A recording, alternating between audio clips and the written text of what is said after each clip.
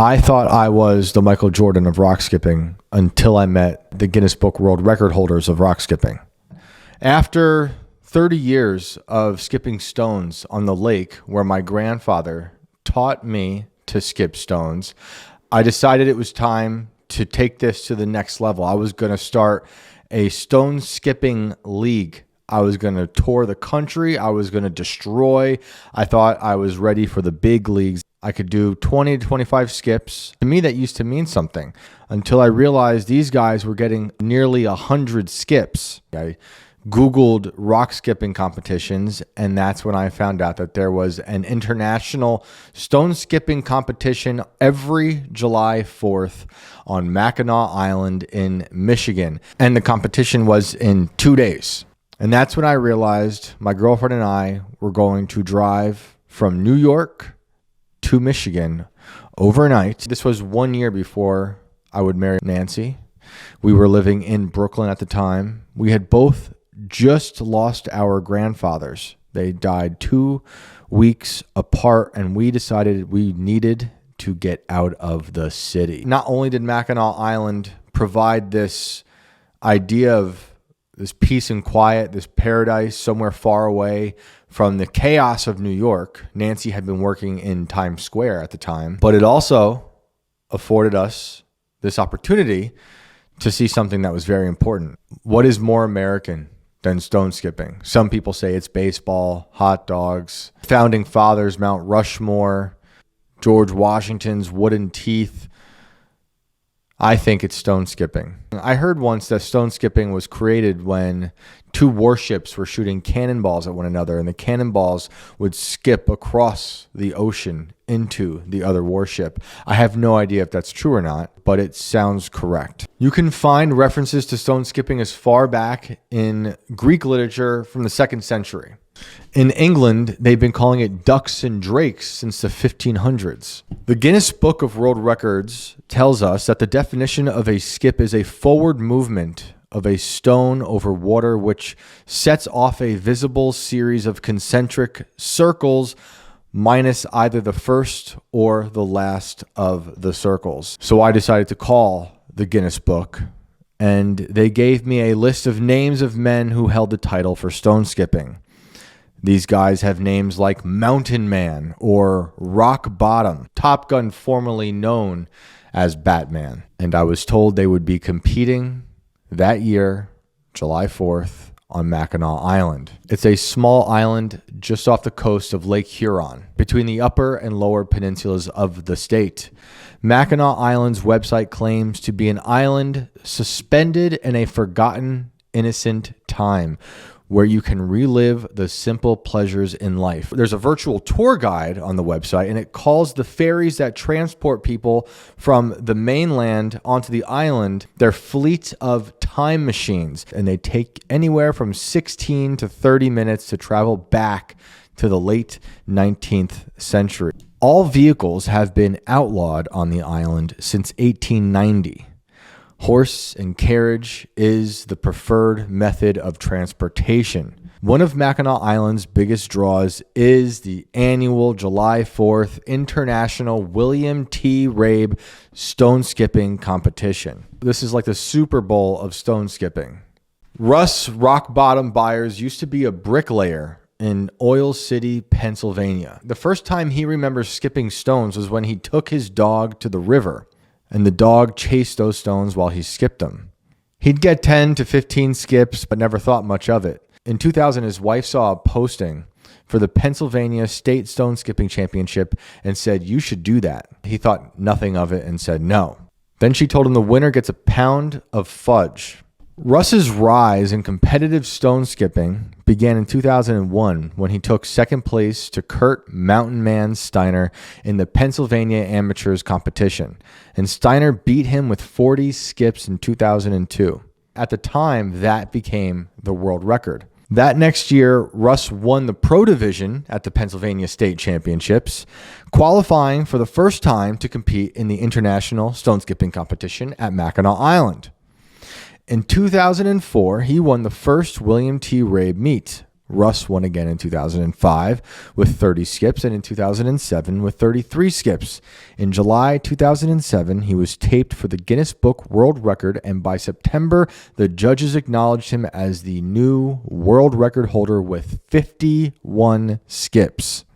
Russ told me that next morning, he was setting up phone interviews every 15 minutes. And then he was mentioned in Sports Illustrated next to a parrot on roller skates. Jerry McGee of Driftwood, Texas, claimed the first Guinness Book World Record title for stone skipping in 1991 with 38 skips. He founded the North American Stone Skipping Competition, or as they like to call it, NASA, NASA. Jerry wrote a book, Russ told me, The Secrets of Stone Skipping. And Russ told me he wondered if it says, just ask Kurt. There are clips of Kurt Mountain Man Steiner and Russ on YouTube when CBS Sunday Morning's Bill Geist visited Franklin, Pennsylvania for the 2009 Pennsylvania State Stone Skipping Competition on the Allegheny River. This is what Kurt Mountain Man Steiner told CBS about the differences between him and Russ. We're such polar opposites. I'm more interested to find the scientific articles, the math that's been done. I like to understand what's going on from a physics point of view. Kurt would later tell me he literally studies papers on physics that help guide his stones across the lake. I found this from the magazine Physics Today. Optimal stone skipping is achieved with an attack angle of about 20 degrees, and the spin rate must be sufficient enough for gyroscopic stabilization to maintain the attack angle through repeated skipping events. It's science. So then I asked Russ what he thought of the differences between him and Kurt. Russ told me I'm more of a grip it and rip it kind of guy. He told me sometimes you just throw a rock and it just keeps going and going. I questioned if Kurt was corrupting the beauty of stone skipping, the sanctity of stone skipping with his theories of hydrodynamics. I wondered if an asterisk should appear by his name in the Guinness Book of World Records because his physics was like the HGH of stone skipping. And then I wondered if I was just jealous because there was a guy on this planet who could skip a rock 88 times where I was capped off at 25. And he had video to prove it. And the scientists that studied it, and they slowed it down and watched every little concentric circle expand from every one of those 88 skips. This competition was boiling down to man versus science, Russ versus Kurt. Some years prior to that, I actually uploaded a video of myself to YouTube skipping rocks. At that time, I was focused on stone skipping tricks. I was able to skip 2 rocks at the same time with one hand, 1 rock in either hand. 2 rocks at the same time seemed revolutionary. They didn't go very far, and the video only had, at the time, about 75 views, whereas Kurt's had 500,000. On one hand, I was furious. On the other hand, I was happy that all these people were interested in stone skipping. It wasn't until I was driving through the night to Michigan that I discovered I wouldn't be able to compete in this competition because I didn't go through all the circuits and all the championships and all the local levels. So I was going as a spectator, which was fine because it was still a getaway. I got a little worried when nobody on our time machine to Mackinac Island was talking about the stone skipping competition. A stranger slapped my back and said, "You look like the kind of guy who's going to light up the pink pony." I had no idea what that meant, but I was worried I got on the wrong time machine. Through the portal of our time machine, I saw a lady on the shore in a 19th century Victorian dress and figured we must be going in the right direction. When we hopped off the time machine, we were greeted by a lady in a bonnet who handed us a pamphlet that said, "See history repeat itself every day." When I looked past the dock, I saw the facade of a ghost town. And then I saw something I did not expect. A multitude of people. We were surprised that this island that was billed as being a time capsule of 1890 was a claustrophobic Times Square. I remember a man dressed as Uncle Sam trying to sell us selfie sticks. Tourists dodging horse and carriages. How do you even hail a horse and carriage? What is this place? What I failed to see in my research was that 15,000 tourists visit this little island each day during its peak season, which was July 4th. It would have been cool if they were there to see the stone skipping competition, but they were there to enjoy the debauchery of the pink pony. Our hotel room overlooked Main Street, and that's when I realized right beneath our room was what they called a pink pony, a rowdy saloon. I couldn't tell if they were singing Bon Jovi or the national anthem. It was pandemonium. Nancy said maybe tomorrow will be better.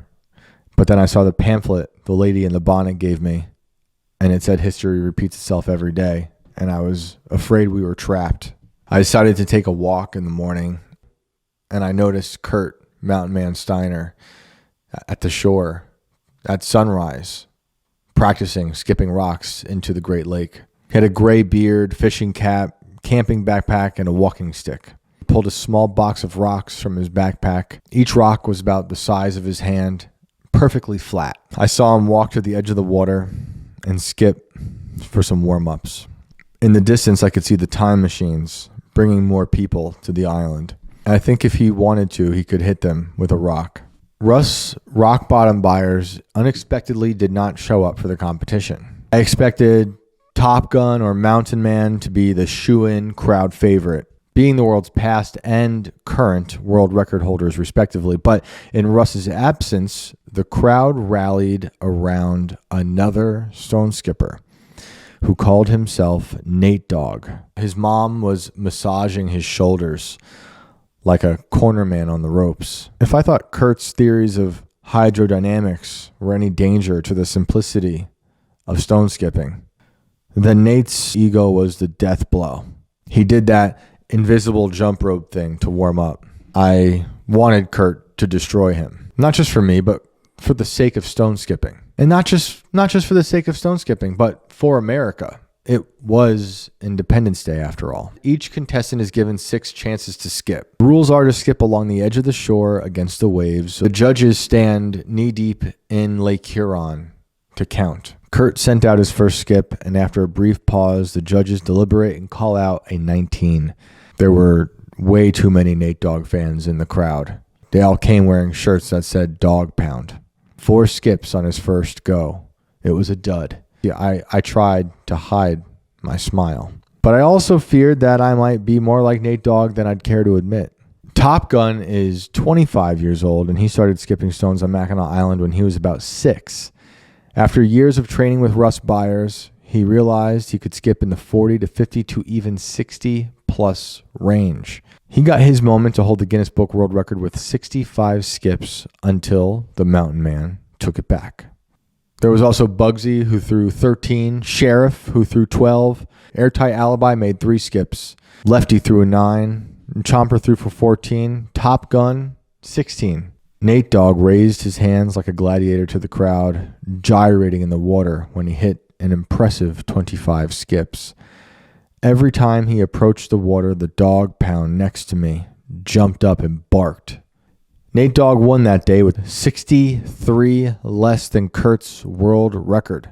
Nate Dogg waved the goblet stuffed with $100 in cash above his head, and then the dog pound disappeared into the pink pony. I watched Kurt linger on the shore as a young Japanese man walked up to him asking for some advice. When they were done talking, I decided to go and introduce myself to Kurt, and I thought it would impress him that I drove overnight to see the glory of the stone skipping competition. To which Kurt responded, "This kid right here flew from Japan." It turns out this young Japanese man is a rising star in stone skipping. In Japan, they call it mizukiri, which means cutting water. He came all the way here to talk to Kurt, but he doesn't speak any English, and Kurt doesn't speak any Japanese. They only communicated through body language, stones, and throwing techniques. Kurt told me he spent a decade preparing for his world record. He collected 10,000 stones. He would collect 10,000 stones just to set aside 5 of the best. He did that until he had 500 perfect stones. He told me he can get about 300 pounds in a hard day's work, which is about 4 5-gallon buckets. Seeing as how he lost, I asked Kurt if he would have used a different rock than the ones he brought with him. He told me you have to really think about the geometry of the water and the geometry of the stone. Then he told me that you have to know about the biomechanical method to make power You want power, he said, but you also want spin. I like to understand the forces, he told me. Kurt does not have a cell phone. He does not have a landline. He does not have a computer. And he owns one spoon. He told me his goal is to disconnect from the world completely. I pretty much got into a rhythm the last 10 years of making enough money here and there to get me through the rest of the year, he said. In preparation for the world record attempt, Kurt carried his hundreds of pounds of stones up a hill and then 30 feet up a stairway. He stored them in 3 separate piles, an A pile, a B pile, and a C pile. The C pile consisted mostly of junk, like heavy, crappy stones for strength training. Then he'd split the B pile into A's, B's, and C's. Each pile is designed to help improve his distance, finesse, or strength. He told me he doesn't even have enough money to spend a night on Mackinac Island. Given my lifestyle, he said, this right now is an extravagance. Last night, he said, I got to St. Ignace, hiked about a mile up the trail, and toughed it out with the mosquitoes. But he doesn't seem bitter about it. And you wonder how long $100 would have lasted Kurt and how fast Nate Dogg might have pissed it away at the Pink Pony. I wouldn't find this out until later, but Russ Rock Bottom Byars didn't show up to that year's competition because he had been diagnosed with esophageal cancer. At the time, the doctors removed part of his esophagus and 2/3 of his stomach, and he had lost about 100 pounds. But he made it to the next year's competition, and we talked later that year. And he said to me, there were a few people there that I wanted to whoop real bad while I was sick as a dog. Unfortunately, Russ would pass away that next year. The last thing Russ told me was that I'll only be happy with 100 skips for the record, so I'm going to have to reinvent my throw. Unfortunately for Russ, he didn't get that chance. 3 years after Nancy and I visited the International Stone Skipping Competition on Mackinac Island, I was teaching my 3-year-old son how to skip stones on the lake where my grandfather taught me how to skip stones. Skipping stones for me became the only real form of time travel. I was able to stand on the shore, and on one hand, I'm there with the ghost of my grandfather, with the ghost of my childhood, my grandfather teaching me how to skip stones. And on the other hand, I'm there on that same shore as a father teaching my son. Anyway, I'm going to go start my own stone skipping league now. I think we need a petition to get stone skipping into the Olympics. If there's curling, there's no reason we can't have stone skipping.